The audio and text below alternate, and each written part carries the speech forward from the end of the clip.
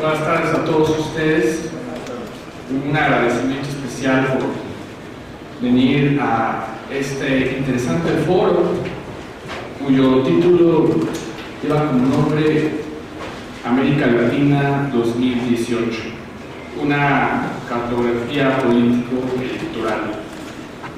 El título es muy sugerente porque representa una metáfora de todas las dimensiones político-electorales que se van a presentar o se están presentando o ya se presentaron en nuestra región de América Latina y el Caribe en este año crucial que es el 2018.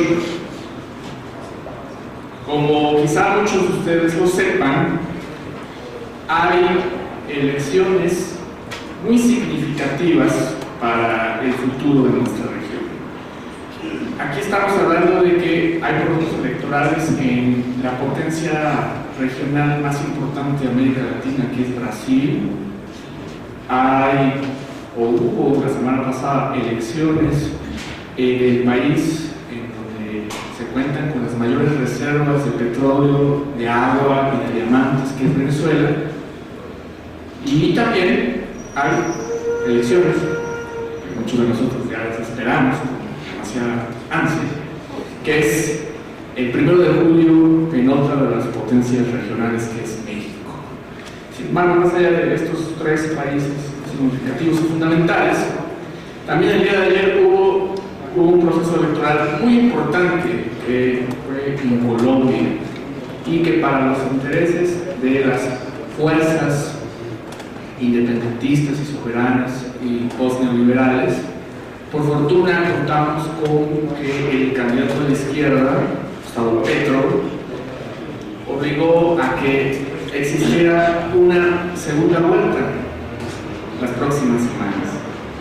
Entonces, cuando nosotros conformamos este foro, lo pensamos no tanto desde el punto de vista electoral, es decir, de analizar el cambio de un conjunto de actores políticos por otros, sino lo pensamos desde dos puntos de vista: desde el punto de vista geoestratégico y desde el punto de vista de programa económico, político, social y hasta cultural, en el sentido de reflexionar si seguimos por una continuidad de las políticas neoliberales o, contrariamente, se fortalece el llamado ciclo progresista, o contrariamente, como en el caso de Colombia y en el caso de México, asistimos hacia un nuevo escenario inédito, que es que un gobierno de carácter soberano, independiente y popular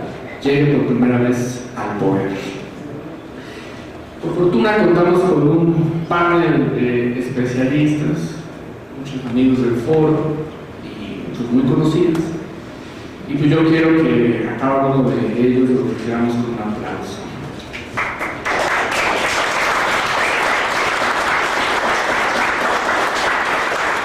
Primero contamos con la participación del compañero Ángel Guerra Cabrera, con la participación de Juan Carlos Pinto, con la participación del doctor Héctor Díaz Polanco y con la participación de nuestra querida amiga Consuelo Sánchez. Y sin más preámbulo, vamos a cederle la palabra a Ángel Guerra Cabrera. Buenas noches, gracias por venir. Nos da mucho gusto ver aquí caras en su mayor parte conocidas y otras caras jóvenes que nos llenan de júbilo y de satisfacción que estén asistiendo a este foro.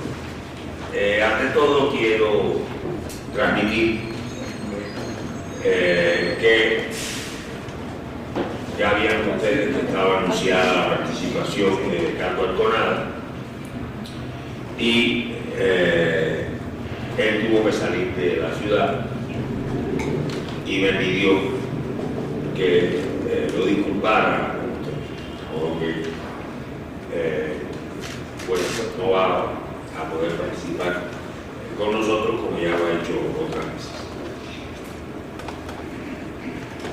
Yo creo que efectivamente lo que le pone salsa a los procesos electorales latinoamericanos y caribeños es cuando hay un candidato contra el neoliberalismo. Es decir, cuando son candidatos del sistema, ambos pues no tienen mayor atractivo, porque bueno, pues de lo que se trata es una disputa entre grupos neoliberales por ver quién va a hacer la gestión del Estado. Pero hasta ahí. Y además, lo único que va a ocurrir es que sigan profundizándose las políticas neoliberales, porque hasta ahora, y esto es ya una ley, yo creo que casi lo podemos dar por una vez, no hay neoliberal detrás del neoliberal que no haga que se profundicen más las políticas anteriores de privatización, de despojo, de desposesión. Eso no falla. Eso le da todavía una mayor significación cuando hay, como había ayer en Colombia, un candidato contra el neoliberalismo, que desde hace muchos años, desde los años 70, cuando fue candidato el general Rojas Pinilla, no había un candidato de ruptura con el sistema. Aunque yo tengo la percepción de que Petro está más a la izquierda que Rojas Pinilla. Rojas Pinilla, yo siempre lo he visto como un representante de la corriente nacional popular,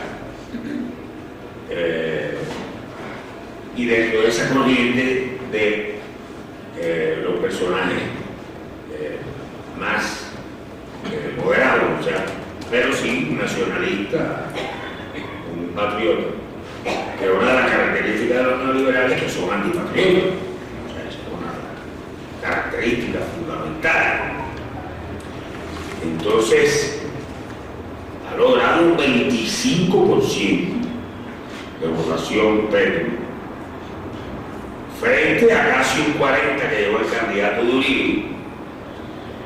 En realidad, Duque es Uribe, no es otra cosa. Pero fíjense que había varios candidatos, incluyendo uno de mucho peso político, como es el caso de Lacalle. Lacalle es un hombre prestigioso, porque dentro de la política corrupta tradicional colombiana es de lo más decente. Tuvo un papel que todos le reconocen, tanto los guerrilleros como los países acompañantes, muy importante en sacar los acuerdos de paz adelante, contra los cuales además se oponía furiosamente Uribe. Bueno, pues 2% de votos lo que llevaron a la calle. O sea, la gente no quiere los partidos tradicionales. Eso es una gran noticia. Es una gran noticia. Primera vez que en Colombia ya se rompe por completo, con distintos nombres, el binomio liberal-conservador. Esta fuerza de Petro, pero además hay otro candidato, Fajardo, que sin ser un candidato que podemos catalogar de izquierda como Petro, pero tenía mucha gente de izquierda y progresista dentro de sus votantes. Y en algunas zonas de Colombia, como Bogotá, y no voy a abusar de la mano, logró una votación muy por encima Antioquia de los demás candidatos donde él fue gobernador. Esto no significa, ni mucho menos, que haya grandes posibilidades de que gane Petro. Le estaba diciendo a Héctor ahora que acabo de ver una encuesta cargada a una de estas encuestadoras internacionales. Y la pregunta que hacen es esta: ¿usted le tiene miedo a un gobierno de Petro? No sé, el 50 y pico% dice que sí. Ahora, ¿usted le tiene miedo a un gobierno de Uribe? El 46% dice que le temen. O sea, son más los que le temen a un gobierno de Petro que a un gobierno de Uribe, porque además toda la campaña, como se hace en toda América Latina, contra Petro se ha hecho diciendo que Petro va a convertir a Colombia en otra Venezuela. Y ya se ha creado el estereotipo de que Venezuela es el diablo, el infierno. En fin, no hay que argumentar, no hay que decir nada, porque ya se sabe. Venezuela es la séptima paila del infierno. Y hay mucha gente que se lo ha creído, a pesar de que el chavismo acaba de ganar unas elecciones en unas condiciones verdaderamente únicas. Yo creo que nunca una fuerza política ha podido en unas elecciones multipartidistas tener una victoria del tamaño de la victoria del chavismo en las elecciones del 2020. Señores, faltan alimentos, faltan medicamentos. Los rigores de la vida cotidiana son tremendos porque la guerra económica existe. Y cada vez es peor. El cerco. No hay ningún gobierno de izquierda que no sea atacado por Estados Unidos. No recuerdo, sin ir más lejos, que pudiera ir hasta Cipriano Castro, de Arbenz para acá, cítenme un gobierno de izquierda que no haya Estados Unidos intentado derrocar. No estoy hablando de gobierno socialista, ni siquiera revolucionario. No, simplemente un gobierno que tenga un programa para favorecer la mayoría. Ese gobierno va a recibir la oposición de Estados Unidos y la oposición de la oligarquía, los 10 o 12 grupos económicos. En el caso de México, no estoy haciendo ningún vaticinio ni nada de eso. Es una hipótesis que estoy planteando. Como los 34 grupos económicos de Colombia se oponen a Petro. Ese es precisamente uno de los grandes méritos de esta victoria en un país donde Uribe tiene una popularidad enorme. O sea, hay que partir de la base que esto se logra en una condición donde Uribe tiene una gran popularidad.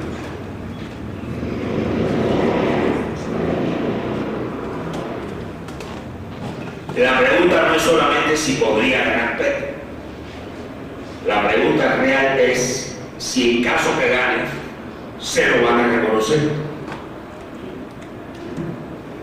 Cosa que, por lo que he visto en los análisis, pues muchos analistas piensan que Uribe hará lo que tenga que hacer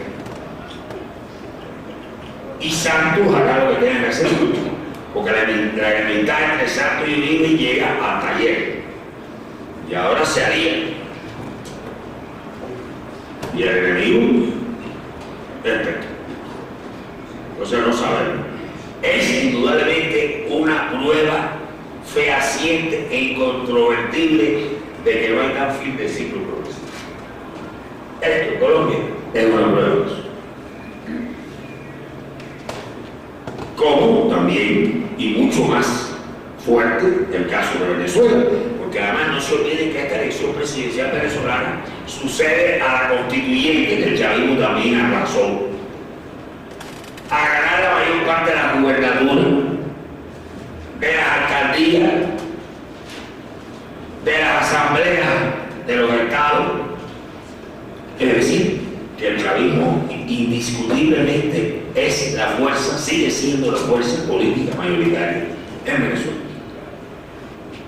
Y eso indica que el ciclo progresista sigue dando la batalla. No me gusta la palabra esa de ciclo, pero bueno, la utilizo porque se ha abusado de ella hasta el cansancio para anunciarnos que se nos acabó todo y demás.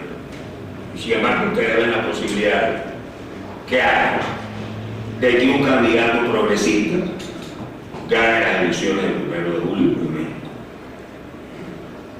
Que además, como decía Víctor, es un país que tiene un peso enorme en América Latina y en el mundo.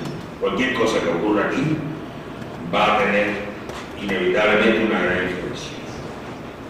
Lo otro que quiero subrayar es que ha habido una elección muy importante en Cuba. Bueno, es una elección sin dinero, es una elección sin partidos políticos, es una elección con el sistema político que el pueblo cubano se ha dado a sí mismo, que está muy lejos de ser un reflejo, una copia del sistema político de Estados Unidos, que supuestamente es el que todos estamos obligados a adoptar. No importa si es una sociedad tribal, no importa, todo el mundo tiene. Por cierto, un sistema donde el presidente actual tuvo 3 millones de votos menos que la otra candidata. Vean ustedes qué clase de sistema electoral es una cosa verdaderamente increíble. Sin hablar más de eso, porque hay muchas otras cosas de ese sistema electoral y político. Bueno, el hecho de que el que no sea millonario no llegue a senador de los Estados Unidos, por ejemplo, difícilmente a diputado, y ni hablar que va a llegar a presidente. O sea, es el gobierno del dinero. Estas elecciones cubanas tienen la particularidad de que por primera vez un líder revolucionario que no pertenece a la generación llamada histórica, que no es un veterano de la guerra de liberación, ocupa la presidencia de Cuba. Y está propuesto ya para ser además el primer secretario del partido, a la vez que presidente, en el Congreso del partido del año 2019. Yo sé que todas estas características del sistema electoral cubano provocan, bueno, porque las elecciones, la competitividad, y resulta que en Cuba lo primordial es programar la sustitución de las direcciones. Si usted va a un municipio en Cuba, el alcalde tiene 30 años o menos. El primer secretario del Partido Comunista, igual.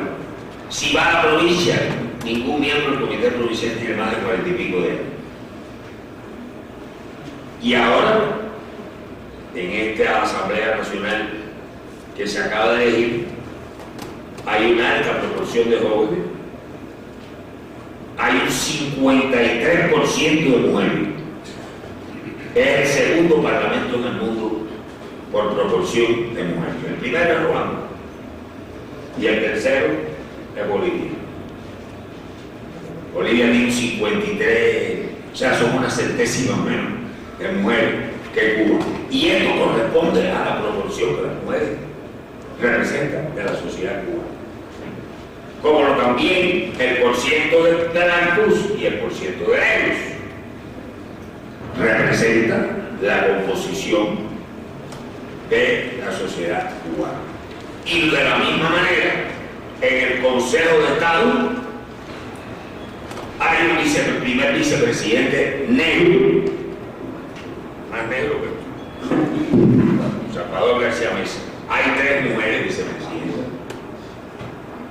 Y hay un vicepresidente veterano, de la generación veterana, que es Ramiro Valdés. Este proceso en Cuba duró 10 meses. Implicó una gran movilización de masas. Implicó la elección de 1.270 y tantos delegados de circunscripción. Por cierto, la mitad de los miembros de la Asamblea Nacional, casi 47.7 de la Asamblea Nacional del Poder Popular, son delegados de circunscripción. Es decir, son gente electa por sus vecinos. La mitad de los diputados casi. Pero todos, aunque no hayan sido electos por sus vecinos, han pasado por una elección con el voto secreto y directo y sin posibilidad ninguna de fraude, que es un sistema donde el fraude es absolutamente inconcebible. No hay espacio para eso. Es un sistema muy distinto de esos sistemas heredados de las repúblicas oligárquicas que surgieron después de la independencia con todos los remiendos que se han hecho, o progresos como la Constitución mexicana de 1917, que indiscutiblemente que es un documento que está a la altura de esa primera gran revolución social del siglo XX. Yo creo que sin echar campanas al vuelo ni complacencia,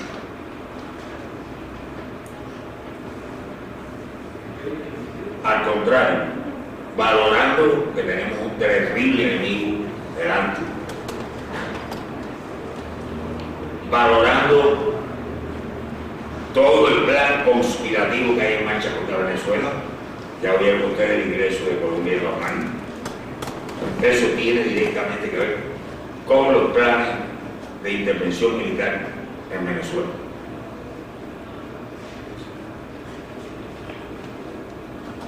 Los planes subversivos contra Cuba.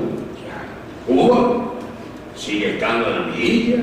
El bloqueo nunca ha sido más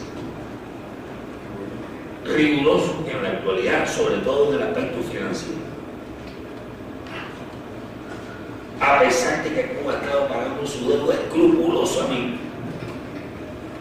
Pero es muy raro un banco que le dé un crédito, digo, fuera de los bancos chinos, los bancos rusos, los bancos iraníes. Porque hasta los bancos franceses se mueren de miedo. Porque ya al BNP Paribas, que es el segundo banco de Francia, le pusieron una multa de 85 millones de dólares por una pequeña operación con Cuba. O sea, estoy hablando de que aquí ganar una elección es ganarse el derecho a dar la batalla frente a esa amenaza terrible que tenemos, que implica el imperialismo. Es ganarse el derecho a un combate extraordinario en el cual hay posibilidades de ganar. Porque ahí Cuba lleva 60 años. Primero de enero se cumple 60 años del triunfo de la revolución. Primero de enero del año próximo. Y miren Venezuela, ya va para 20 años. En enero del año próximo se cumplen 20 años de la toma de protesta de Chile. Y ahí está Venezuela, y ahí está Cuba, y ahí está el Estado Plurinacional de Bolivia, también sometido a planes conspirativos, intentos de golpe, campañas mediáticas, calumnias, etc. Guerra sucia, que ahora ya aquí en México nos hemos familiarizado mucho con esto. La guerra sucia la estamos viendo diariamente desarrollarse. Entonces, eso es lo que yo me quedo como lo que hay que tener en cuenta, que no se trata solamente de ganar elecciones, sino se trata de conservar el gobierno y de que ese gobierno sea capaz de realizar las transformaciones que espera la gente. Eso es lo que nos enseñan tanto los experiencias exitosas en América Latina, como las derrotadas, el caso de Brasil, el caso de Argentina, Honduras, Paraguay. Sabemos que en todos los casos utilizando los métodos más indecentes y más indecorosos. Gracias.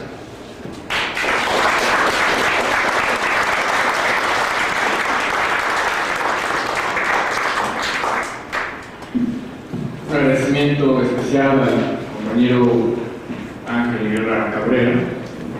Obviamente, una reflexión, porque esta intervención es muy significativa porque muestra con demasiada claridad que la narrativa en torno a Venezuela se ha convertido en un dispositivo para neutralizar a todas aquellas fuerzas que quieran cambiar la triada maligna de los regímenes neoliberales, que son grupos oligárquicos con demasiado poder, una clase política corrupta y un tercer elemento que siempre existe en todos estos países, que es una vinculación de esa clase política y de esos actores oligárquicos respecto a Estados Unidos.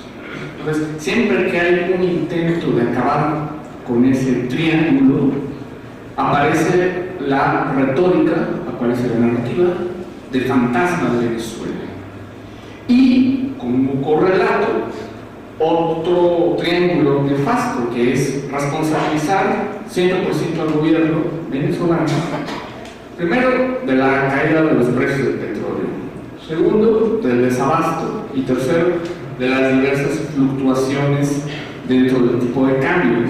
Sin embargo, si uno lo analiza desde un punto de vista técnico y sociológico, nos vamos a dar cuenta que estos tres elementos son a consecuencia de todo menos de las acciones del gobierno venezolano.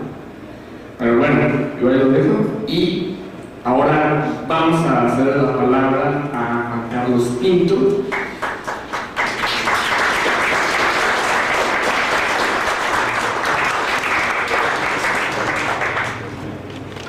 Tengan ustedes muy buenas tardes. Un saludo fraterno desde Bolivia. Quisiera compartir algunas reflexiones desde la experiencia de mi país y decir que, en principio,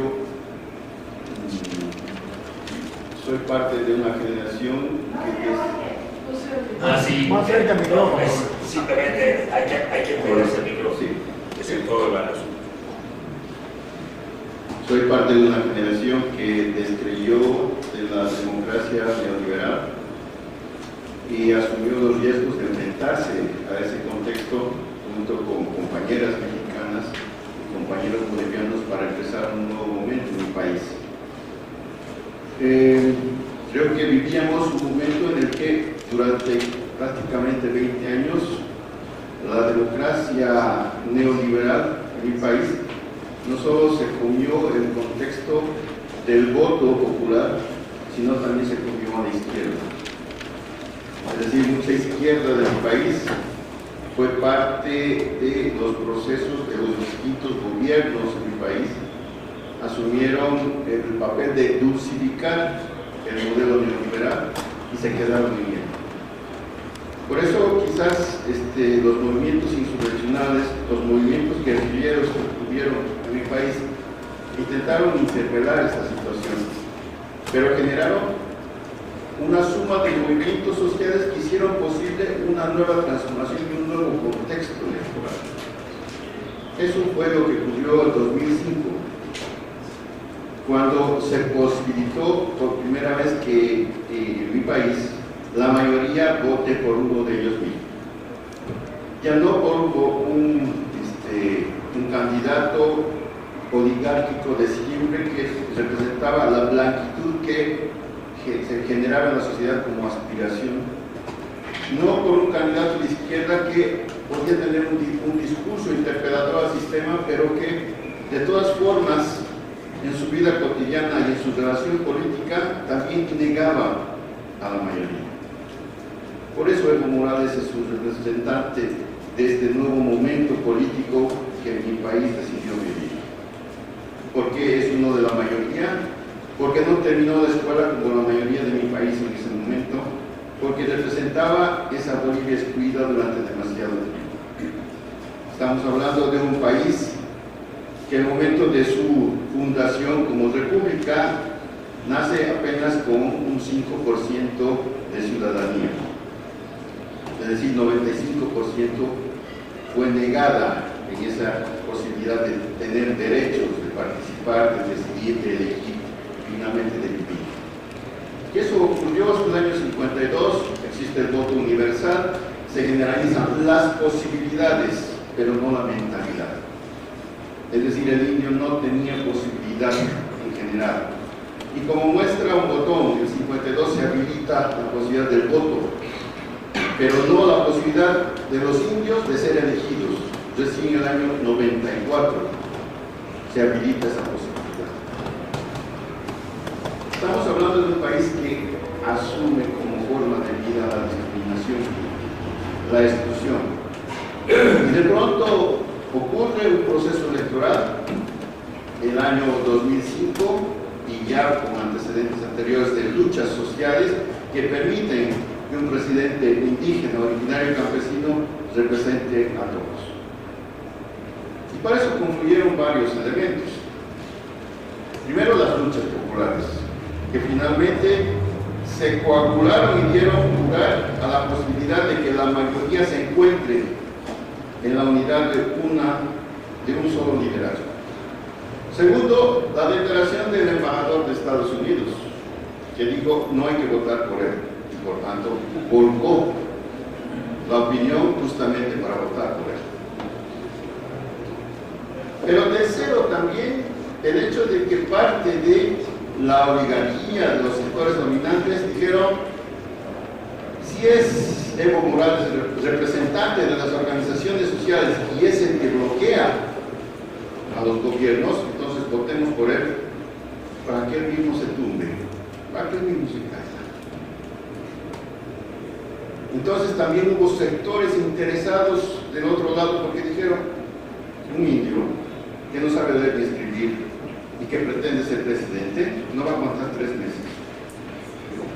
Eso fue lo que ocurrió. Esta conjunción de elementos hicieron posible el voto mayoritario. Y pasaron 3 meses, 6 meses, un año, y llegamos a los 12 años. 12 años en los que hay una constante en el sentido de ser parte del, ser una conjunción de lo que el pueblo esperaba en la representación mayoritaria, pero ser parte de una conclusión mayoritaria en el concierto latinoamericano. Porque en este tiempo hemos sido parte de los gobiernos progresistas, de los sueños latinoamericanos, de que es posible construir otro tipo de realidad, de que no nos dejamos convencer con la idea de que solo el mercado puede decidir sobre nosotros y solo existe un imperio que decide sobre nuestros gobernantes. Es posible ser diferente. Y ese es el punto. Esta recuperación de la dignidad, esta recuperación del orgullo propio ha hecho posible el que nuestro gobierno y nuestros gobiernos progresistas latinoamericanos dieran una lección de que es posible pensar y soñar en un mundo distinto, peleando con las condiciones del mercado, peleando con la dependencia, porque eso se cierne permanentemente sobre nosotros. Es decir, la herencia republicana, la herencia colonial, no es algo que se borre en 5, 10 o 12 años, como el caso de mi país. Es una herencia muy pesada, y no solamente en términos económicos, que es una de las insistencias que ha tenido el gobierno para generar posibilidades de ciertos niveles de autonomía, ciertos niveles de, digamos, independencia, que nos permitan construir un país de verdad en todos los sentidos. Todos esos elementos son los que han confluido, pero todo se ha detonado en un momento electoral. Ese momento electoral es el que ha permitido que todas las cosas confluyan para hacer posible de que la gente que llegó con muchos sueños salga o empiece el proceso con mucha esperanza. Y en 12 años también ha habido muchos que se han quedado en el camino, porque ha habido demasiados sueños de mucha clase media, muchos intelectuales, que han llegado con sueños personales, con sueños individuales quizás de la utopía. Pero el contraste, el encuentro entre sueños y realidades es el más duro. No se puede construir un mundo nuevo en 2 días ni en 12 años. A veces tarda muchísimo más. Y en ese camino de 12 años hay muchas desilusiones, hay muchas herencias. Dentro de nosotros mismos hay diferencias y racismos que nos discriminan internamente entre nosotros que somos partidarios del proceso de transformación. El racismo sigue siendo parte de algo que luchamos por deshacernos. Pero también el hecho de que los sueños colectivos a veces se convierten en sueños individuales. Significa que las organizaciones sociales se hacen copartícipes del poder popular, pero también algunos dirigentes asumen que es una oportunidad personal para encontrar espacios laborales, para tener un nivel de poder económico y también político en determinados espacios, etcétera, etcétera. No es un proceso lineal, es un proceso cargado de contradicciones, de luchas ideológicas, por generar un debate que nos permita seguir avanzando. Y en 12 años creo que lo hemos hecho. Asumimos de que lo plurinacional no es un tema de una taza de leche, son las diferencias, las divergencias que confluyen para que la diversidad pueda generar también la posibilidad de hacer un país distinto. Uno de los temas, el maestro lo conoce, ha sido el tema de autonomía indígena. Tenemos desde la Constitución 7 años, casi 8 años, viendo el tema de un país plurinacional con autonomías indígenas. Tenemos 2 autonomías indígenas. Y como 15 que se han quedado en el camino y quizás unas 40 haciendo su proceso de reflexión y de autoconvencimiento. Pero el tema es esa autonomía indígena que era parte de nuestro proyecto fundante como país, este Estado plurinacional en el que la constituyente generó un equilibrio respecto a las autonomías regionales que nos confrontaban. Ahora se confrontan también con las representaciones del propio partido o de la propia organización del MAS. Alcaldes que son electos en determinados lugares son los primeros en oponerse también a la autonomía. Y ese es el mundo que estamos construyendo. No es un tema de coherencia total, es un tema de confrontación de ideas, de miradas, porque lo que queremos construir diferente al capitalismo también no es una receta, es una serie de líneas, de valores, de miradas y de historias que queremos recuperar para hacer un país distinto y postcapitalista. Y eso no es fácil. Junto a ello, junto a estos elementos internos, habrá que pensar, habrá que ver que somos parte del bombardeo ideológico permanente del imperialismo. Decía muy bien, Venezuela está bajo bombardeo y nosotros, por añadidura, al ser ahorita un mal ejemplo en América Latina, lo somos de manera permanente. Nuestra cierta estabilidad económica no les ha permitido obrar, en consecuencia, en extremos radicales. Pero el hecho de que tengamos una oposición miserable quizás ha ayudado bastante. Miserable en el sentido pequeño, no solo el tamaño sino en ideas, sino también en el hecho de que su capacidad de movilización, a pesar de los recursos que tienen, no ha sido tan grande, no han tenido la capacidad de generar demasiadas agrupaciones vecinales o ciudadanas, como en el caso de Venezuela, que aparentemente representen al pueblo movilizado y rebelde frente a dos temas centrales que han elegido como ejes de confrontación: la democracia y la corrupción. Dos ejes que están moviendo en todo momento. Evo, dictador, va por cuarta reelección, y la democracia significa rotación. 20 años el proceso neoliberal se ha rotado a sí mismo. ¿Sí? Han cambiado cabezas con los mismos actores y los mismos partidos. Nadie dijo nada. Los indios nunca han estado en el gobierno en su historia, en la historia republicana. Y eso sí hay que decir. ¿Y por qué Evo? ¿Por qué Evo otra vez, en todo caso, en Bolivia? Porque de alguna manera representa la unidad de este conjunto de procesos de cambio que hemos impulsado en Bolivia. Y también es una autocrítica para decir: el proceso de formación política no ha sido tan intensivo como debería ser. Quizás nosotros ahora pensamos en la intensidad que ha tenido el proceso político y de repolitización permanente del caso venezolano, y queremos asumir que esa es una dimensión fundamental.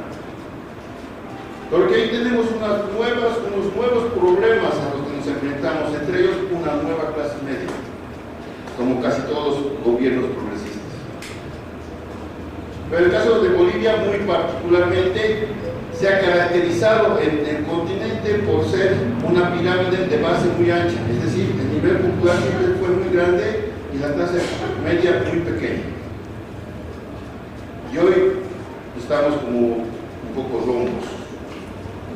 La clase media ha crecido, pero es un error decir la clase media cuando hay clases medias.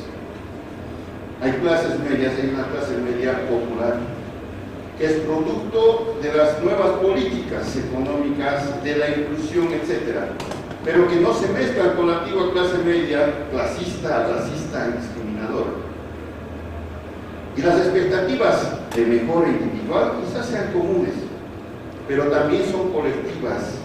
Esta clase media popular nueva necesita acceso a condiciones mejores en educación, en salud y en justicia. Y que son tres temas que quizás en Bolivia han sido parte de un debate demasiado largo y que tendrán que ser parte de la inclusión a partir de este tema colectivo fundamental. Estamos empezando a rediscutir hoy, cuando todavía faltan casi 2 años para nuestras elecciones, cuál va a ser la perspectiva que se va a presentar para el debate, para la deliberación. Porque el discurso de miren todo lo que ya hicimos en 12 años ya no entra. La gente, ahora la nueva clase media, dice, pero si es su obligación.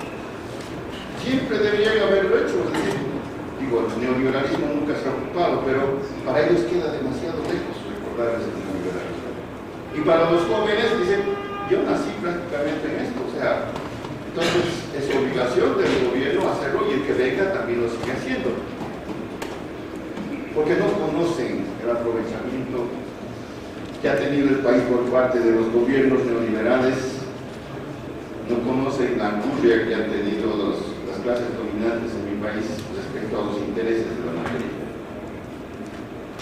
Entonces estamos ante una nueva situación en la que quizás haya que recordar, no, ni siquiera recordar, proyectar el futuro a algo que sí se ha construido y que es un sentimiento colectivo. Es que Bolivia tiene ahora patria para todos. Porque antes la patria era una exclusión. La patria era para los que tenían propiedad, posibilidades y poder. Hoy el pueblo tiene poder, tiene posibilidades. Los sueños de la gente no son solamente decir, si mi padre es transportista, ojalá yo también pueda ser como mi padre. Ahora, los sueños de los niños pueden ser, yo quisiera ser diputado o presidente también. Eso es democracia. Esas son las condiciones nuevas de esta democracia. pero nos trae nuevos retos para mi país y para América Latina. Creo que lo mencionaba. ¿Cómo sostener un proceso de transformación permanente? ¿Cómo lograr equilibrios entre Estado y sociedad civil? Nuestro Estado es plurinacional, pero el Estado, al intentar administrar los recursos de todos, de alguna forma centraliza. Y las organizaciones sociales, en su demanda de participación, de mayor democracia, de construcción colectiva, etcétera, descentralizan. Entonces son tensiones permanentes en la vida social, donde tenemos que generar, digamos, creatividad. Nuestro vicepresidente decía justamente eso, tensiones creativas. Que asumamos el hecho de que esta centralidad y este descentralismo nos ayuden a construir una democracia de diálogos, de interculturalidad, que sea una lección para nosotros de manera permanente, pero una lección también para el mundo en esta perspectiva. Necesitamos afirmarnos y necesitamos reentusiasmarnos, porque después de muchos años, como estos jóvenes, como esta nueva clase media, creemos que siempre la vida fue así y que es una linealidad hacia adelante. Y necesitamos reentusiasmarnos en el sentido justamente de decir a la gente: participa más, exige espacios, construye democracia. No dejes que el gobierno te lo haga, no dejes que solo Evo decida todo. Es un liderazgo importante, pero el equilibrio está justamente en la participación de la gente y que la gente nunca deje de pensar y soñar que es posible transformar. Y si sigue transformando, lo va a seguir haciendo hacia adelante. Esa dinámica es la que quisiéramos para un proceso de evolución. Para no quedarnos como el mayor gobierno liberal y el mejor gobierno liberal que ha tenido Bolivia. Porque eso es una verdad. Las tareas que se han cumplido hasta ahora son tareas liberales, porque en mi país nunca se habían cumplido. El de la inclusión, el de los derechos, nunca se habían cumplido. Pero a partir de eso, de esa convicción, ir más lejos. Nos hemos propuesto construir el socialismo comunitario. Pero eso es parte de lo que tenemos que discutir con la gente.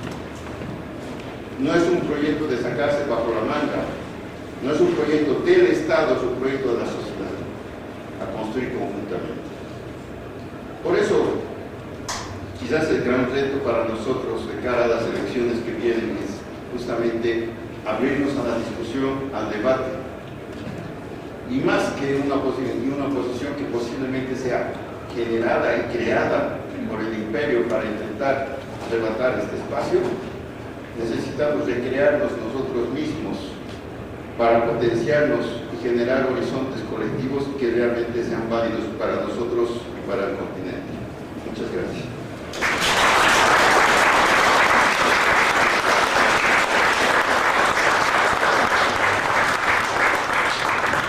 Muchas gracias a Juan Carlos Pinto. Hace un rato yo mencionaba que estos procesos de transformación social querían acabar con regímenes oligárquicos, protoimperialistas y corruptos, pero hay países cuya carga étnica, cultural, tiene la particularidad, como el caso de Bolivia, que mayoritariamente la población es indígena, o Ecuador, o inclusive México, en donde el tema de lo étnico también se vuelve un elemento equivalencial muy importante para construir mayorías. Y no solamente construir una mayoría desde el punto de vista general, sino una mayoría en el sentido de transmitir la idea a la ciudadanía de que uno de ellos puede llegar a la presidencia de la República. Bueno, ahora vamos a darle la palabra al doctor Héctor Díaz Polanco. Adelante, doctor.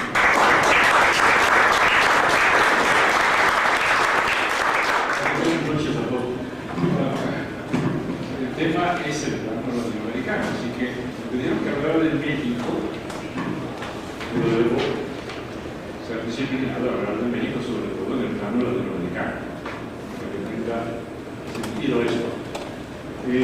Pero para hablar de México en particular, se requiere, creo, o ayudaría, creo, tener una visión global de lo que ha estado ocurriendo en América Latina, porque hay grandes novedades. De hecho, hemos estado viviendo esas grandes novedades. Una de las grandes novedades es que de repente, entrando al siglo, entrando al nuevo milenio, 1999 en particular, se inicia un proceso de lo que se llamó el ciclo de gobiernos progresistas de la América Latina. Este ciclo de gobiernos progresistas empezó a ascender a una velocidad extraordinaria. Llegamos a tener alrededor de 10 países de América Latina simultáneamente en un proceso de transformación. Eso no lo habíamos visto en América Latina, para no ir muy lejos, nunca. O sea, no hay precedentes de esto. O sea, es extraordinario lo que han estado ustedes viviendo en los últimos 18 años, ¿no?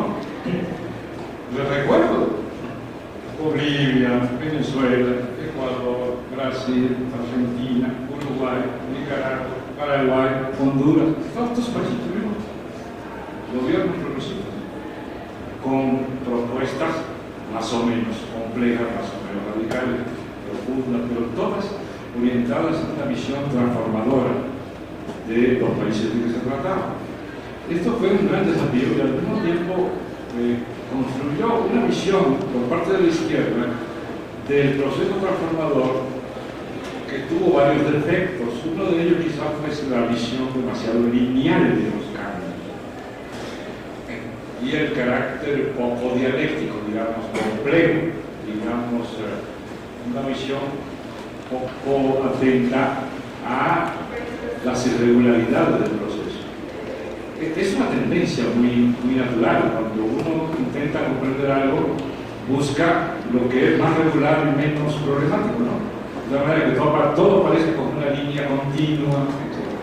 Entonces, la visión que empezamos a desarrollar fue una visión en donde lo que deberíamos tener de ahora en adelante, eso pensábamos, son elementos nuevos en la sumatoria. Es decir, ya tenemos 3 países, bueno, lo posible que tengamos 4, luego 5, cuando llegamos a 10, seguimos, 11, 12, hasta que cobramos toda América Latina y luego iremos a vivir a África y a Asia, etc. No, esto no lo paga nadie. Una idea bastante lineal y simple. Por supuesto, las cosas no ocurrieron así. La cosa empezó a ocurrir como siempre ocurre. Es decir, que hay altas y bajas y que ocurre que un país que estaba de repente lo perdemos y ocurre que uno que no estaba entra y entra en momentos menos inesperados, menos esperado o más inesperado, de tal manera que es muy complejo y en efecto eso es lo que ha ocurrido. Lo que ocurrió es que empezaron a mostrar rasgos de debilidad, de cansancio, de agotamiento, los procesos que ya teníamos conquistados. Y que empezamos a perder países. Dos muy destacados, Argentina y Brasil. Cuando empezó a ocurrir esto, surgió esta teoría de que hablaba Ángel hace un rato, del fin del ciclo de los gobiernos progresistas. Algunos de nosotros nos opusimos a esta visión y dijimos, yo en lo particular sostuve que no se trataba del fin de un ciclo, sino de fases de un mismo ciclo. De manera que estuvimos en la fase ascendente, luego pasamos por fase descendente, incluso de crisis, y luego vendrán momentos de nuevo de ascender, y así sucesivamente. Es decir, esto no se va a lograr como si fuera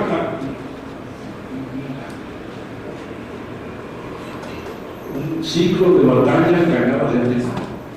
Eso no ocurre nunca. Pero no estamos preparados para embalados en la victoria, no estamos preparados para empezar a sufrir reveses. Es decir, que ante los primeros reveses empezó un sector de los analistas nuestros de América Latina a tirar la toalla, es decir, el ciclo de cambio se acabó. Adiós. Pero como se ha demostrado pasados los años, en efecto, lo que tuvimos fue un ciclo en donde la derecha neoliberal empezó a obtener ciertas victorias, a conquistar triunfos. Lo hizo particularmente en Argentina, y eso fue algo que lo simboló de izquierda, porque además Argentina no era un país particularmente de los menores, era uno de los 3 o 4 países más importantes en el bloque progresista, lo cual creó esta imagen de que en efecto todo se había acabado, ¿no? Luego vino el fenómeno de Brasil, hubo el fenómeno de Honduras. En los últimos tiempos hemos tenido dificultades muy serias, el más reciente caso, el caso de Nicaragua, etc. Dificultades socioeconómicas muy serias, particularmente económicas, en el caso de Venezuela, etc. Pero yo digo que este es el ciclo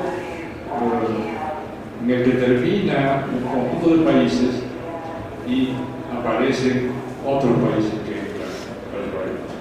Entonces aquí tenemos varias características, países que empiezan a debilitarse, países que entran al proceso de transformación.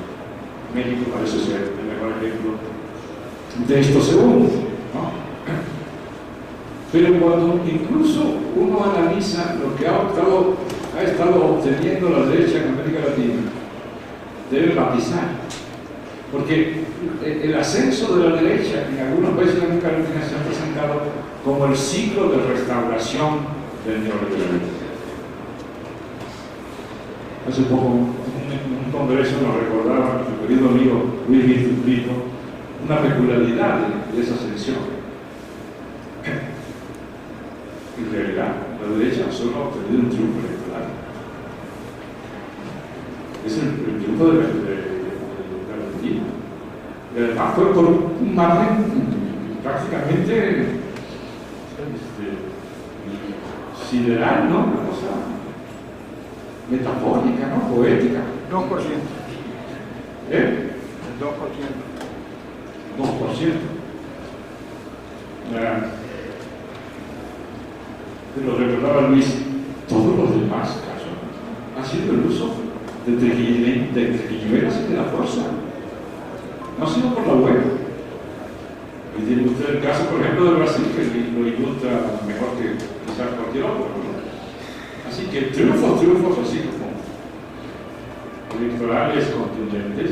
No, es decir, la idea de un crecimiento, una especie de espuma electoral donde la derecha va ganando, no parece corresponder a la realidad. Lo que vamos a observar entonces, casos donde en efecto la derecha obtendrá ciertos triunfos, yo pienso que es lo que va a pasar en Colombia. No soy muy optimista respecto a que Petro pueda lograr la segunda vuelta de la elección. Creo que va a ser un gran papel y va a crear una nueva situación en Colombia, como parte de esta nueva situación de diálogo de carácter general en América Latina, donde la izquierda va a empezar en los países donde no es así a cumplir cierto papel. Pero que en otros casos la izquierda obtendrá triunfos. Creo que va a ser el caso de México. Y que en otros casos, donde la derecha obtuvo triunfos, sea por la mala, en el caso de Brasil, o por la buena, es decir, por la vía electoral normal, en el caso de Argentina, empezará a tener cada vez más serios problemas y probablemente la izquierda esté de vuelta. Si uno observa lo que está pasando en este momento en Argentina y en Brasil, encontrará que hacia allí se apunta, es decir, gravísimas dificultades. En este momento incluso Brasil está en una situación de emergencia nacional y Argentina con una contraofensiva popular formidable, y el gobierno prácticamente pidiendo de rodilla el argentino de Macri, pidiendo de rodilla auxilio a Fondo Monetario Internacional. Eso no tiene nada que ver con lo que veníamos apenas hace unos meses como Panamá en Argentina. De todas maneras que lo que vamos a vivir ya con más claridad es la complejidad del proceso. Ahora, si uno quiere reducir la complejidad de ese proceso a dos bandos, entonces puede hacerlo, recordando que se trata del enfrentamiento a partir de una disyuntiva clara entre cambio y continuidad. Representando el cambio de estos gobiernos progresistas, estas tendencias de izquierda más o menos radical, todos bajo la gran novedad latinoamericana que cubre todo el espectro, y a la que ya ni siquiera prestamos atención porque ya nos acostumbramos a que sea lo normal. En todos los casos se trata de procesos electorales. Eso es una normalidad, americana, ya se convierte en normalidad. Bueno, hasta Cuba. Cuando interviene en Rita, habla de un proceso electoral. Es decir, el ring de la pelea es el ring electoral. La lucha armada desapareció del horizonte de la pelea. Y la otra parte, representando la continuidad, el modelo neoliberal, fruto del consenso de Washington, aquí hay que tomar en cuenta este elemento. Es decir, se trata en cada caso del enfrentamiento de un proyecto de carácter nacional que surge de la propia matriz nacional del país de que se trata, frente a un proyecto que es en realidad externo, como lo indica su propio nombre. Por ejemplo, cuando alguien dice en México, ¿qué se enfrenta en México? Se enfrentan dos tendencias, dos proyectos nacionales. Pero cuando uno observa bien, se trata de que solo uno es nacional, el otro no es nacional. Aquí está el proyecto alternativo de nación, por un lado, y por otro lado, el proyecto llamado Consenso de Washington. Como lo indica su propio nombre, se trata de un proyecto no creado en el país, externo al país, y que se ha impuesto al país. Pero lo que tenemos es proyectos nacionales, fruto del proceso interno. ¿De qué se trata? Frente a un proyecto general llamado Consenso de Washington, que es la expresión actual del llamado proyecto neoliberal. En esta lucha entre los proyectos progresistas nacionales y el proyecto Consenso de Washington neoliberal, están en disputa muchas cosas. Solo voy a mencionar tres que son muy importantes para entender lo que eventualmente puede pasar en México. Que son, en primer lugar, la disputa en torno al mercado. El neoliberalismo planteando que todo debe girar alrededor del mercado, que el mercado debe ser el elemento determinante de los procesos socioeconómicos y que lo político tiene que estar, digamos, subordinado a la necesidad del mercado.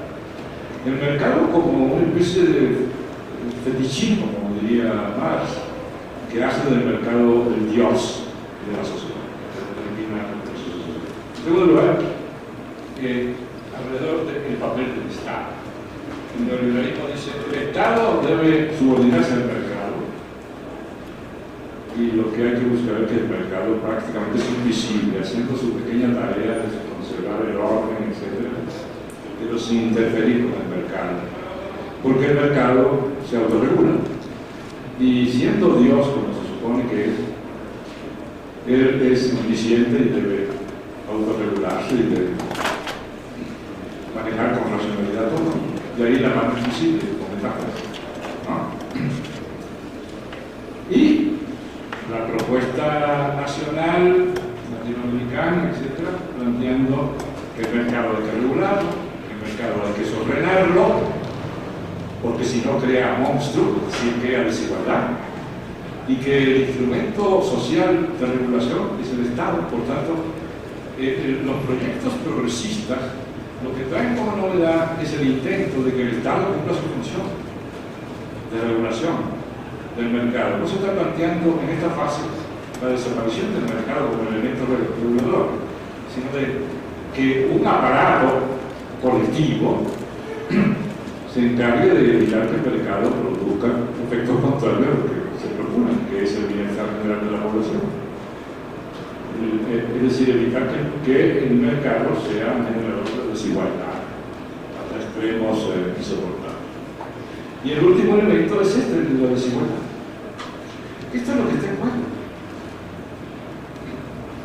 Para esto, voy a tratar de sintetizar para que exponga Consuelo la experiencia de Bolivia y este asunto del punto del Estado plurinacional. Porque yo creo que la izquierda ha estado desarrollando conceptos y propuestas sumamente importantes, pero que no han sido suficientemente aprovechadas. Pero a donde iba es en el plano latinoamericano, allí donde hay la transformación, nos enfrentaremos a una situación en donde se conformarán bloques que crearán alrededor de uno de los dos ejes de confrontación, el eje neoliberal o el eje progresista. De lo que se trata por parte del eje conservador es el de evitar por todos los medios la consolidación de regímenes socioeconómicos, políticos y culturales que creen satisfactorios para la sociedad, en donde, como señalaba el compañero, las condiciones de bienestar de la población empiecen a convertirse en fenómeno cotidiano, en la manera normal de ser la sociedad, según lo que va construyendo como visión cultural. Esto crea desafíos inmediatos, porque, como también señaló el caso el compañero, para el caso de Bolivia, las generaciones jóvenes ya no ven en las conquistas de los gobiernos progresistas conquistas, sino ven la condición natural. En esa sociedad nacieron, no vivieron los horrores del neoliberalismo, las etapas anteriores del capitalismo, y por tanto les parece natural. Y algunos pasan de la pobreza a una especie de clase media popular, calificó el compañero, ya no miran hacia abajo, miran hacia arriba, buscando ascender. O sea, quieren ser ahora clase media y luego clase media alta, etc. ¿no? Es un fenómeno cultural creado por el propio proceso de cambio.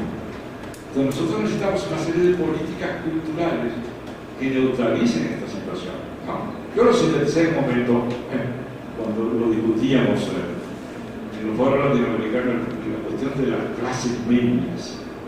Es un fenómeno complicadísimo para la izquierda, crea muchos problemas, porque lo hicieron con un refrán antiguo, que lo que tenemos es la situación de crear clases medias de estas que quieren estar subiendo, crea estas clases medias y te sacarán los votos. Y entonces en cada ocasión tendrás que volver a reconstruir tu propuesta para obtener el consenso que permita contigo. ¿Qué es lo que busca el bloque neoliberal en América Latina?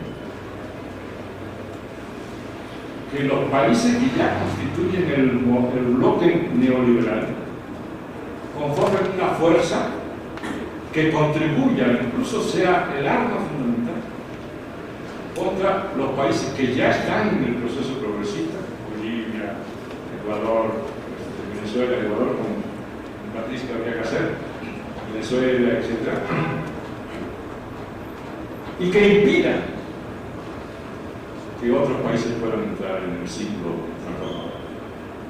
Eso es lo que estamos viviendo.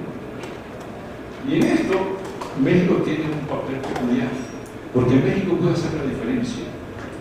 Si en México hay un proceso de cambio, por ejemplo, el bloque antiprogresismo, es decir, que quiere impedir que nuevos países entren en el progresismo, o quiere derribar a los países que ya están en el progresismo, como el bloque llamado Grupo de Lima.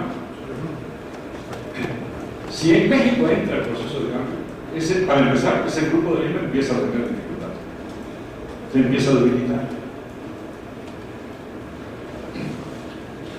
En segundo lugar, la entrada de México va a reactualizar las políticas exteriores latinoamericanas y va a plantear de nuevo el problema que planteó uno de los aportes de política exterior latinoamericana, de los aportes que se planteó en México, que es la llamada doctrina Estrada. Esto es muy interesante porque Fíjense usted, la doctrina Estrada, su centro es la idea de que ningún país debe usar el instrumento de reconocer a otro gobierno, porque cuando se aplica este criterio se usa como arma para influir sobre ese gobierno e incluso para contribuir a su derribamiento. Esa es la esencia de la doctrina Estrada. Y entonces, si no se aplica la doctrina Estrada, la probabilidad de que los otros principios de política exterior que más o menos se han universalizado, a su vez se aplican. Por ejemplo, el principio de la autodeterminación del pueblo, por ejemplo, el principio de la no intervención en los asuntos internos de los países, la solución pacífica de los conflictos, etc. Los principios que han servido de orientación después de, a continuación de aplicar la doctrina Estrada en la política exterior mexicana, que le dio tanto prestigio al papel de México a escala internacional. Entonces, fíjense ustedes qué interesante, porque ¿cuál es la declaración fundamental que hizo el Grupo de Lima con México? Un papel fundamental, ¿sí?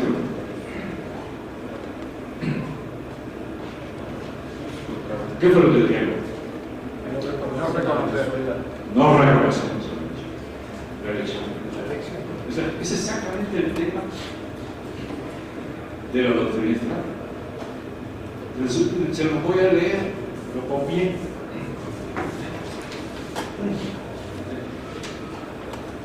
Cito textualmente el planteamiento de Estrada que se hizo, como sabemos, en Aro Estrada, hizo, como sabemos, en 1930.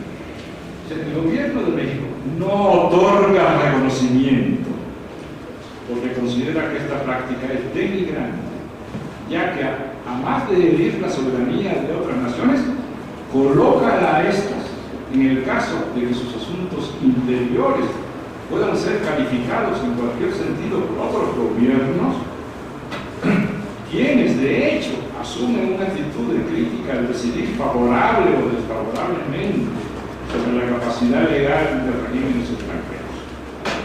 El gobierno mexicano solo se limita a mantener o retirar, cuando lo crea procedente, a sus agentes diplomáticos, sin calificar precipitadamente ni a posteriori el derecho de las naciones para aceptar, mantener o sustituir a sus gobiernos o autoridades.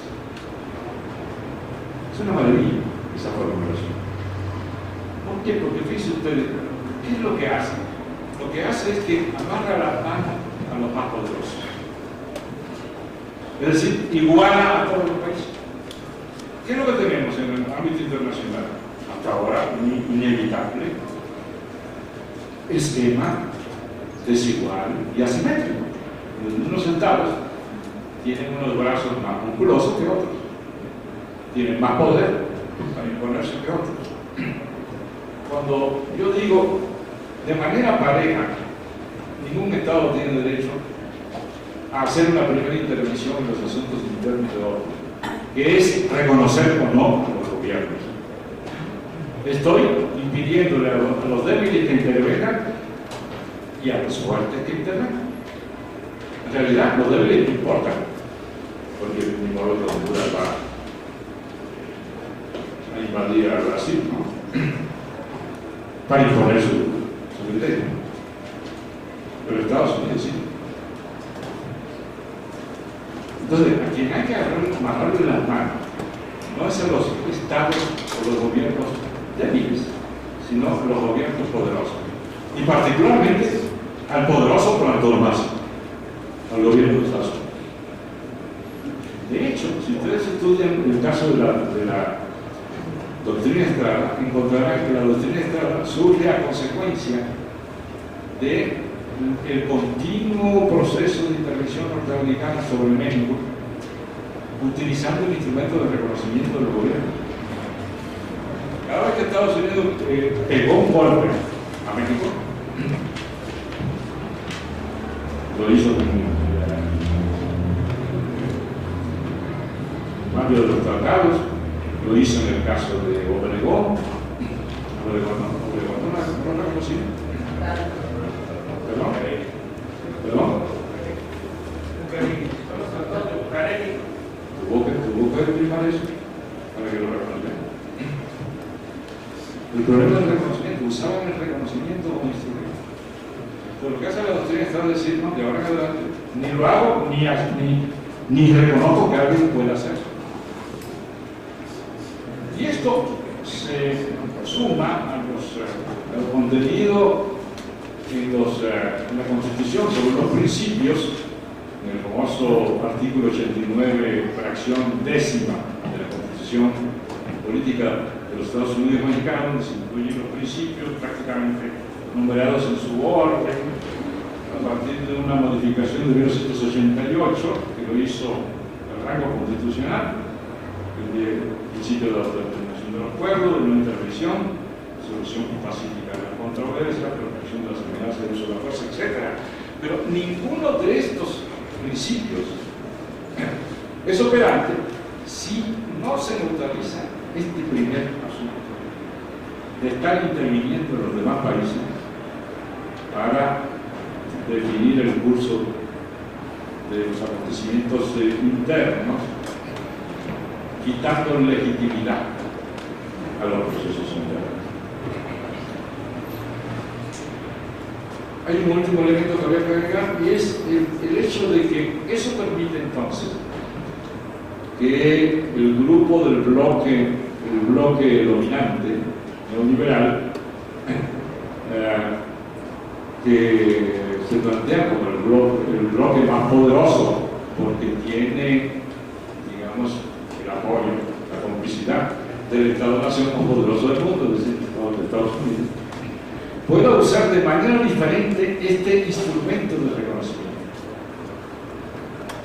porque lo usará de una manera tremenda como lo está usando ahorita Venezuela, por ejemplo, y no lo usará cuando no le conviene, porque se trata de un país que favorece su propio proyecto neoliberal. Lo que vamos a tener en estos años que vienen es probablemente un permanente conflicto y una tensión alrededor de estos temas de política internacional, particularmente de política exterior a escala latinoamericana. Y ahí México puede cumplir un papel muy importante, poniendo por delante esta tradición de política exterior que ha sido fundamental en la historia a partir sobre todo de los años 30. Debo decir que de nuevo solamente la izquierda en México, particularmente el partido dominante en las encuestas electorales, tiene en su programa la defensa de la política exterior fundada, entre otros principios, en la doctrina de Estrada, ¿no? De tal manera que es la política que defenderá en caso de un triunfo. Estamos, y cierro con esta frase, estamos ante la antesala de una nueva fase del ciclo de transformaciones. Y esa nueva fase del ciclo de transformaciones incluye los procesos que están en marcha en Argentina y Brasil, los procesos que están en marcha en otros países, particularmente por ejemplo de Centroamérica, y el proceso mexicano que estamos a punto de dirimir en aproximadamente un mes. Será la antesala de grandes cambios a escala nacional e internacional. Es decir, por más que haya tendencias incluso al interior de esa organización política que intenta dejar de lado o subestimar, menoscabar la importancia del ámbito internacional, el proceso latinoamericano a escala internacional nos alcanzará, y será un factor fundamental en los procesos que viviremos probablemente en los próximos años. Gracias.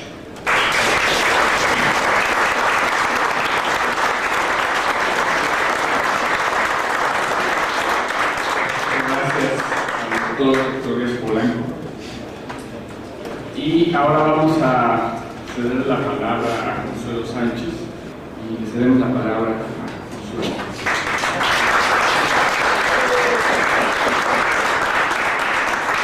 Muchas gracias. Ya sé que el calor está terrible y da ganas de una siestecita, ¿verdad? No me voy a hacer para que no... O bueno, a lo mejor si quieres dormir está bien, no hay problema. Pero bueno, yo lo que quería hablar, estaba yo leyendo un artículo de Bill Sadler que se publicó en Memoria en 1910 y él decía que en América Latina la izquierda no ha teorizado su propia práctica, sus propias luchas y sus propias experiencias de cambio de transformación. Y que esto es vital para poder aprender esos procesos, nunca para imitar, porque no se puede imitar, como bien nos decía nuestro querido gran teórico, siempre hay que hacer los análisis históricos concretos, ¿no? Y las luchas tendrán que ser histórico-concretas. Y lo que tenemos que hacer es tratar de analizar nuestras realidades de acuerdo con su proceso histórico concreto. O sea, ningún país va a llevar a cabo un proceso de igual manera, porque somos diferentes, aunque somos muy semejantes todos los países de América Latina, estamos muy hermanados, tenemos procesos históricos muy semejantes, sin embargo cada país tiene su propia particularidad y su propio proceso. Pero sí hay cosas, hay procesos, hay etapas en las que, como en la que estamos viviendo, con esta etapa neoliberal que nos está afectando igual a todos los países de América Latina, porque es una misma modelo neoliberal que se está aplicando en todo el mundo. Y este consiste, como lo han dicho tantos investigadores de izquierda, marxistas, etcétera, pues ha implicado la transferencia de la riqueza hacia una élite. Por eso en el mundo el 97% de las políticas neoliberales para el 1% mundial, no es para el 99% de la población del mundo, sino para el 1%, incluso ya algunos dicen que es para menos del 1% de la población del mundo. O sea que en eso estamos, cada vez este modelo es para beneficiar a una minoría cada vez menos y en detrimento de las mayorías del mundo y de cada uno de los países.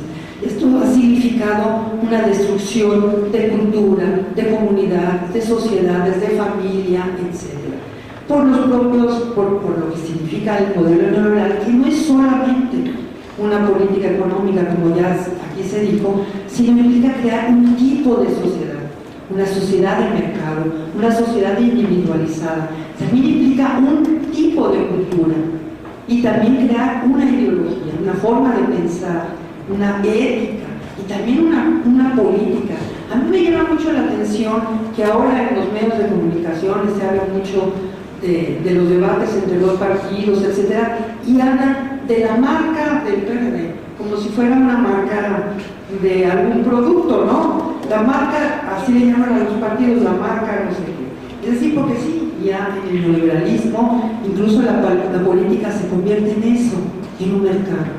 Incluso ya, como estamos viendo en México, el fraude electoral, la compra del voto, pues forma parte de este neoliberalismo espantoso. Es decir, ya hasta nuestro voto ya puede ser comprado, se convierte en una mercancía. Es decir, el neoliberalismo es la mercantilización de todo, la política, la cultura, lo social, etc. ¿Qué es la izquierda? Pues es todo lo contrario. Pero es la batalla por crear sociedades de otro tipo, una sociedad igualitaria, justas, democráticas, participativas, etc. Pero, y esto es muy interesante, en cada país de América Latina se han iniciado procesos muy interesantes en estos últimos años. Primero, lo interesante es que cuando inician el liberalismo, también inician los procesos de lucha en la izquierda por la vía electoral, porque en los años 60 y 70 lo que había predominado en el debate y en la práctica eran los intentos de lucha por la vía armada. Y casi toda la discusión en la izquierda tenía que ver con la lucha de la toma del poder por la vía armada. Lo curioso es que en los años 80 es cuando empieza a cambiar la perspectiva y coincide con la caída del muro de Berlín, del socialismo, de la crisis de la izquierda y el resurgimiento de la derecha. Y es ahí cuando la izquierda empieza a asumir como una lucha, sobre todo predominante, ¿no? La excepción sería la lucha armada, como lo vimos en México en el caso del zapatismo en 1994, pero incluso en México en 1988 pues gana la izquierda. De hecho, el liberalismo en México no ha tenido consenso desde su origen. Si lo fechamos en 1982, pues no tuvo desde entonces consenso. Tuvimos el fraude con al ingeniero Cárdenas en 1988, fue un fraude, fue la primera vez, fue un hecho histórico, que la izquierda pudo haber sido gobierno en el 88 y a través de un fraude se nos bloqueó. Luego vino el levantamiento zapatista, también una muestra de inconformidad con el neoliberalismo y la incorporación del país al Tratado de Libre Comercio. Luego volvemos a tener el fraude en el 2006 a López Obrador y en el 2012 otro, a través del fraude. Es decir, una política, un régimen decidido a bloquear la posibilidad de que la izquierda pueda llegar al poder. Pero ahora, y eso es lo interesante, tenemos a Morena y a su líder, Andrés Manuel López Obrador, que es un gran acontecimiento, como diría Badiou, cuando se habla de los acontecimientos, porque se logró en 4 años, Morena se registró como partido oficialmente en el 2014 y en menos de 4 años se convirtió en la primera fuerza política en el país y con grandes posibilidades de ser gobierno. ¿Y qué implicó esto? Es muy interesante que tenemos que ir revisando sobre nuestra propia procesos, es importante para ir entendiendo el proceso en México y después voy a América Latina, que son procesos maravillosos. Pero en México, ¿qué es Morena?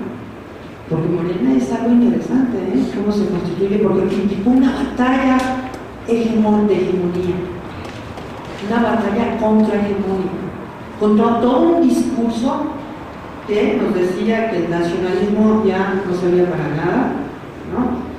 Que la soberanía tampoco importaba mucho, que el Estado ya no tenía que inmiscuirse ni preocuparse por el bienestar de nadie, sino que cada individuo se tenía que ver por sí mismo y resolver sus propios problemas de salud, de educación, de bienestar. El Estado no tenía que ya preocuparse por esto.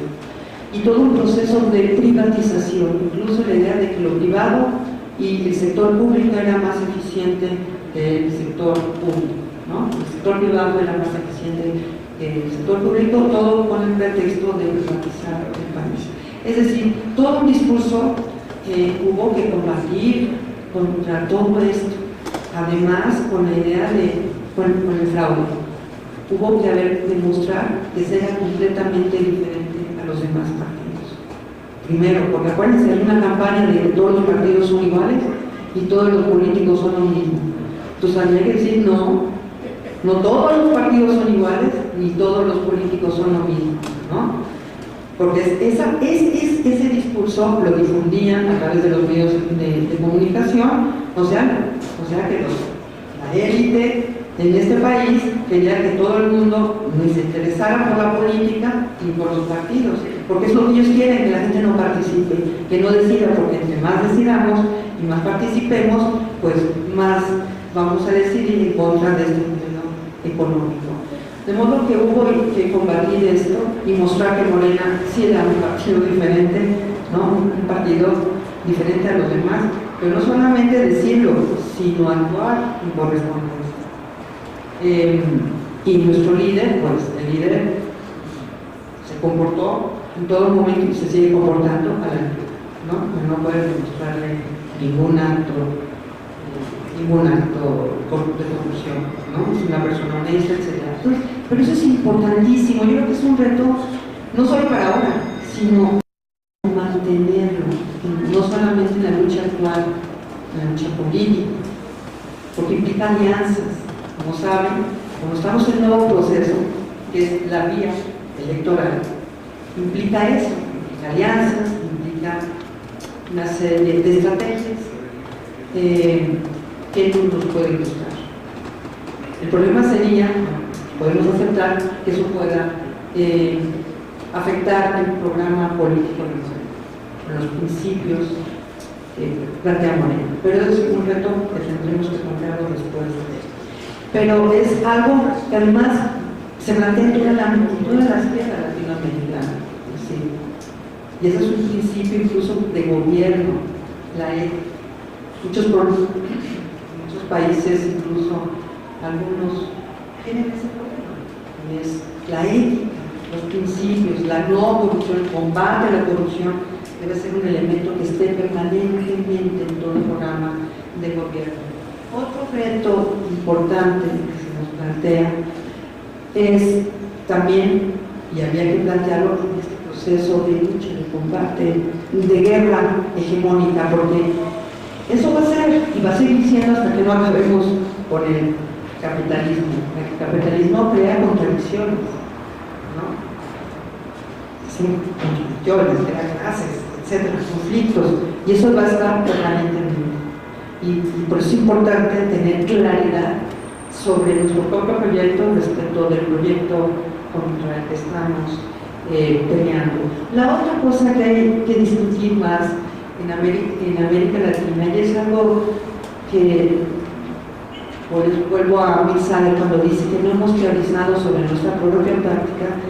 Por ejemplo, en el caso del Estado plurinacional en América Latina fue un gran debate, y de repente, bueno, seguirá discutiéndose en Bolivia, pero ya no en América Latina, no como antes, era el tema, y parecen como temas de moda, pero no le damos continuidad a la reflexión y a la discusión, porque hay un debate importantísimo en el Estado plurinacional, no solamente para nuestros países que son diversos, étnicamente diversos, sino para cualquier Estado, porque se está planteando unas nuevas formas de gobierno.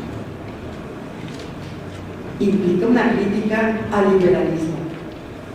Acuérdense que el capitalismo y liberalismo van de la mano. El liberalismo es pues toda la filosofía política, económica, moral de cómo construir la sociedad liberal capitalista. Y en la izquierda estamos haciendo una crítica, una reflexión sobre este elemento. Hay una discusión muy interesante en Bolivia que plantea este problema, o sea que se ha avanzado muchísimo en la construcción de una sociedad plural, con autonomías y con participación ciudadana. Sin embargo, el elemento, no ha habido aún una ruptura con el liberalismo en la forma de organización política, y esta se convierte en un freno, en un obstáculo en el avance de los logros alcanzados en Bolivia. Y lo que acaba de decir Guerrita platicar en el caso de Cuba me parece súper interesante. Es decir, porque nos han querido imponer una sola forma de gobierno, y lo que le llama la democracia representativa, que es, como lo han dicho muchísimos teóricos de la democracia representativa, está hecha para mantener a las mayorías alejadas de la toma de decisiones. ¿Les parece? Entonces nosotros, si queremos la participación, tenemos que pensar en otro sistema de representación, ¿no? De política, de gobierno.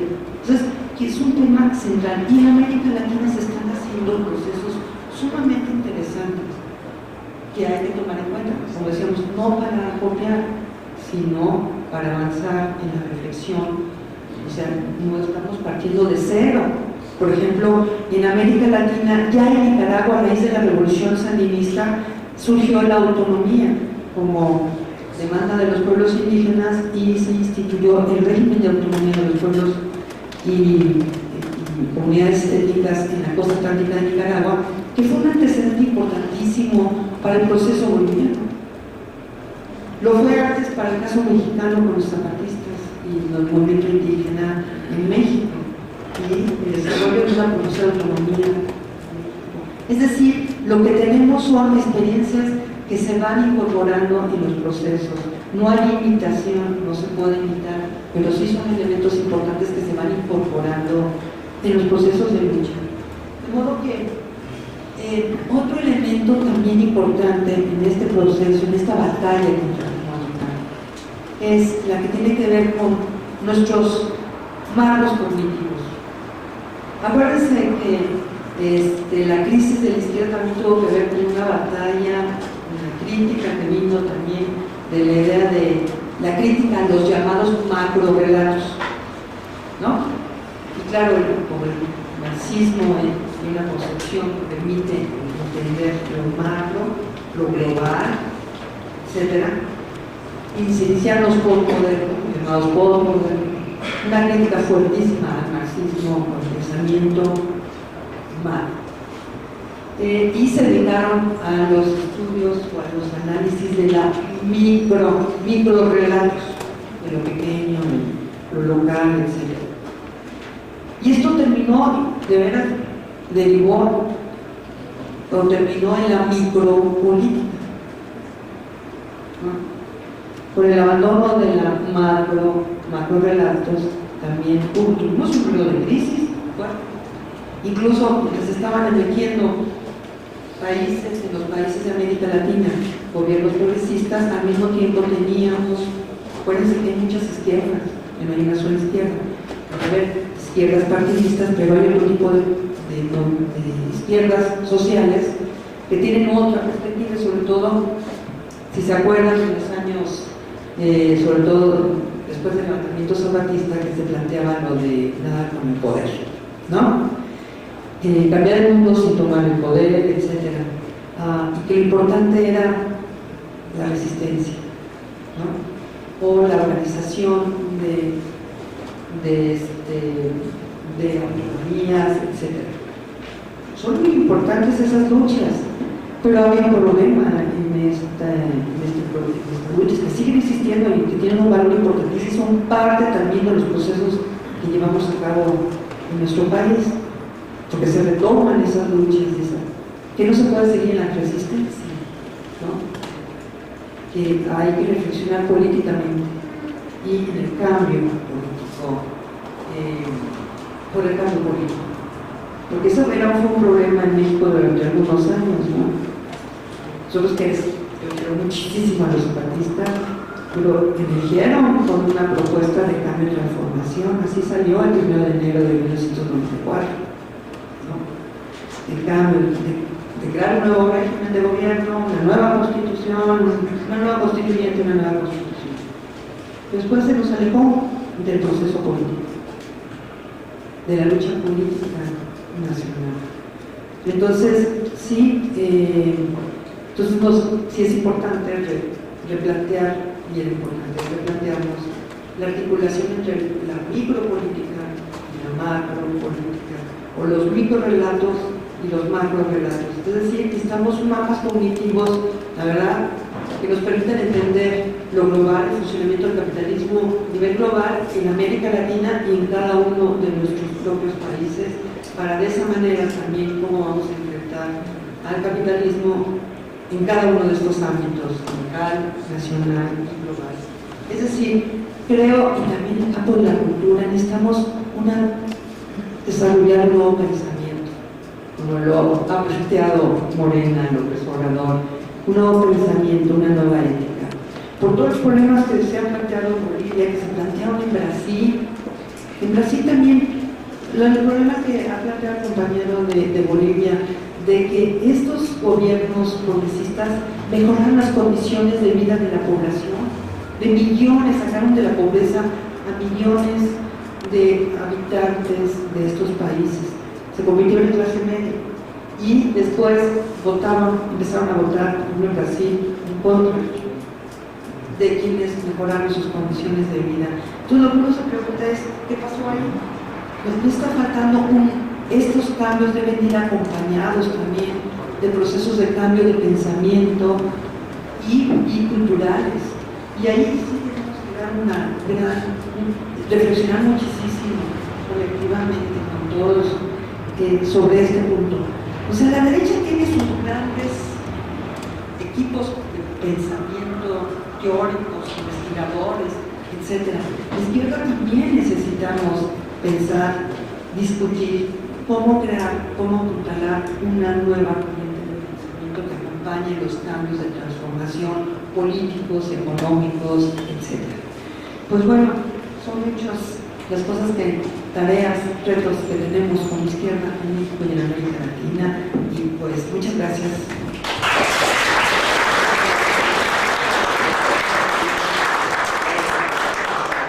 Un agradecimiento a Consuelo Sánchez por este importante ejercicio teórico que entra muy en concordancia con el ejercicio